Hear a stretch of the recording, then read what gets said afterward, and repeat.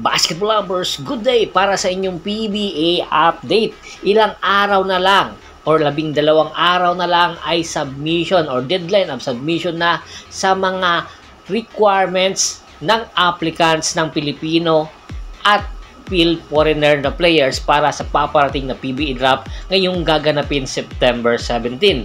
Pero bago pa man ang deadline ay mayroon good news ang PBA office dahil inaprubahan na nga ng PBA ang kanilang mga bagong rules at isa nga sa mga posibleng baguhin na rules ay ang pag-a-approve nila sa pag-ban or pag-left ng age limit sa mga foreigners. Kaya expected sa mga susunod na araw ay isang large number of foreigners na posibleng magpa-drop sa paparating na PBA draft. Kaya naman inaasahan na ang mga mabibigat na mga foreigners ay magpapalista na ngayon pa lang or bago ang deadline ng submission ng kanilang mga requirements or application. At isa nga sa inaabangan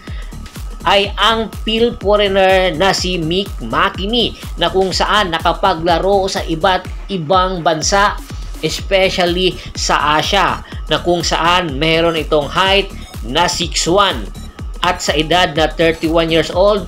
Inaabangan ito ng mga PBA fans na matagal na, kaya inaasahan na si Mick McKinney ay pangungunahan kung sino mang team ang makakakuha dito.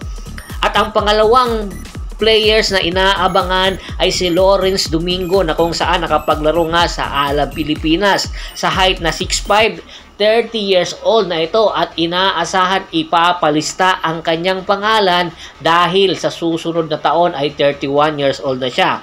At ayon mismo sa kanya, konfirmado, papasok ang kanyang pangalan. At isa pa sa mga interesadong papasok sa paparating na PBA draft ay si Jason Brickman.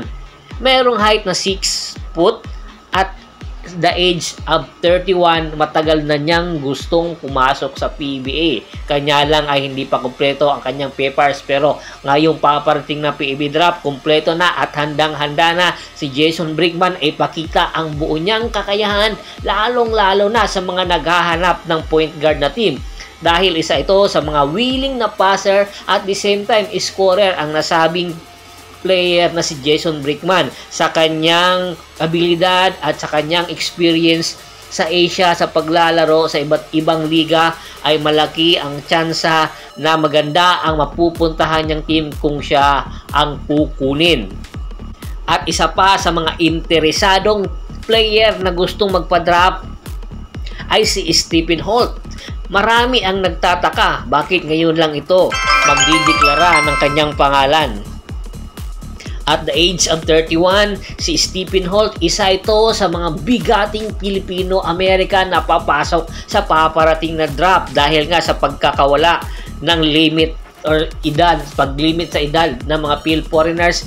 Isa siya sa mga naging interesado at hopefully yung team na kukuha dito tiyak magbabago ang ihip ng hangin. Halimbawa, ang Terra Firma Jeep sa kanyang leadership, sa kanyang kakayahan sa age na 31 at sa kanyang pagiging isang scorer, tiyak magbabago ang Terra Firma Jeep kung si Stephen Holt ang kanilang kukunin. Kaya kaabang-abang ang mga susunod na tagpo. Samantala, isa pang Filipino foreigner ang gusto rin pumasok, lalong-lalo na noong 2021 pa, interesado na si Taylor Stitham na makapag-drop sa PBA. Kanya lang naunsyami dahil na rin sa kanya mga papers at the same time sa edad niyang 31 ay hindi na nga siya nakapasok pa sa mga nakaraan PBA draft. Pero sa pagbabago nga ng rules ng PBA, isa si Taylor Stitham sa interesadong ipalista ang kanyang pangalan sa paparating na PBA draft at hopefully ang mga ito ay magiging first rounder, lalong-lalo na yung may team na needed ang outside shooting at ito nga ang posibleng kukunin ng nasabing team, lalong-lalo na ang Barangay Ginebra San Miguel. Sa pagkawala ni Jerry Maya Gray ay kinakailangan ni Coach Timco ng isang sniper at isa nga sa mga posibleng targetin ni Coach Timco ay si Taylor Stidham. Sina Stephen Holt, Taylor Stidham, Lawrence Domingo, Mick McKinney, Jason Brickman, iilan lang to sa mga players na posibleng magpa-drop sa paparating na PBA draft at posibleng makuha ito sa first round at mga bigatin ang posibleng makuha sa kanilang team at syempre magbabago ang ihip ng hangin ng team na kukuha sa kanila at aabangan natin yan bago pa man natin tapusin ang ating kwentuhan. Shoutout muna tayo sa ating mga followers at subscribers kay Sir Ricky Lanza ng Ricky Rider TV ng Tansa, Cavite, Dins Lagdaan, Francis Aruta, Kagawad Kat sa Kinundukusin ng Hagonoy, Bulacan, Anthony Lucky Alon, Ronald Bersubidad, Julius Roche at si Mr. Michael Pangilinan ng Apalit City, Pampanga. Marami pong salamat sa walang sawa niyong pagsuporta. Once again, this is Percival Monteron at your service.